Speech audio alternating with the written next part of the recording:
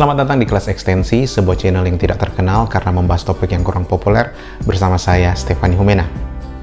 Pada video kali ini, saya ingin membahas tentang variabel penelitian. Seperti apa dan bagaimana signifikansi atau peran variabel penelitian dalam alur kerja penelitian? Temukan jawabannya hanya di kelas ekstensi.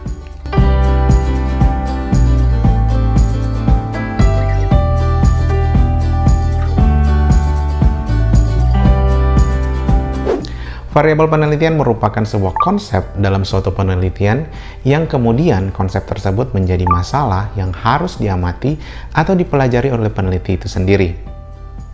Variabel penelitian juga dapat diartikan sebagai langkah kerja penelitian yang bertujuan untuk menguji hipotesis. Selain itu, variabel penelitian juga dapat didefinisikan sebagai sesuatu yang menjadi sasaran dalam penelitian. Sehingga variabel penelitian menjadi fenomena yang menjadi pusat perhatian untuk dapat diukur atau diobservasi hakikatnya.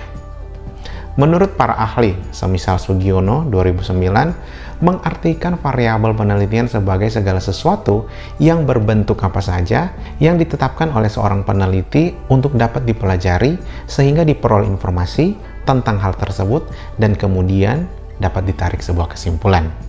Kemudian Hatch dan Farhadi tahun 2015 berpendapat bahwa variabel penelitian merupakan atribut atau objek yang memiliki variasi satu sama lain.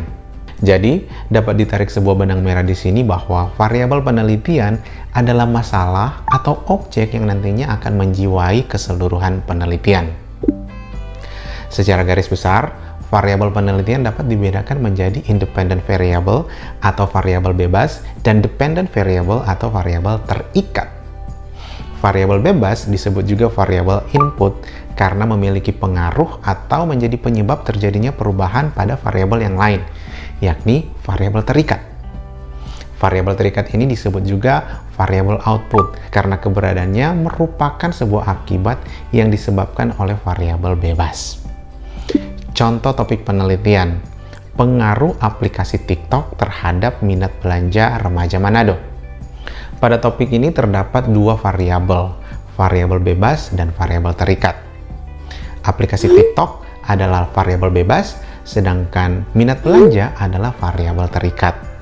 Kenapa? Karena variabel bebas aplikasi TikTok merupakan variabel yang memberikan stimulus atau menimbulkan dampak pada variabel terikat, yakni variabel minat belanja remaja Manado. Contoh lain, pengaruh aplikasi Netflix terhadap prestasi belajar siswa. Nah, aplikasi Netflix adalah variabel penelitian yang memengaruhi variabel penelitian yang lain, yakni variabel prestasi belajar. Dengan demikian, aplikasi Netflix merupakan independent variable atau variabel bebas, sementara prestasi belajar merupakan dependent variable atau variabel terikat atau biasa disebut juga sebagai variabel terkait. Nah, sekarang jika ada pertanyaan, bagaimana kita dapat mengetahui sejauh mana variabel bebas dapat memengaruhi variabel terikat? Nah, disinilah letak penelitian kuantitatif dikerjakan.